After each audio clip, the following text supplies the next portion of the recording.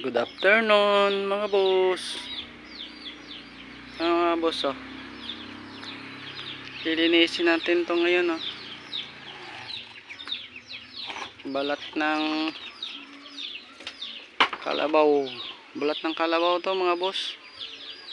Binigay sa atin ng nag matadero sa palengke.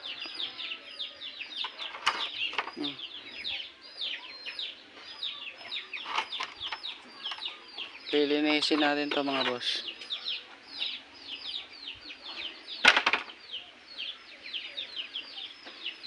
So,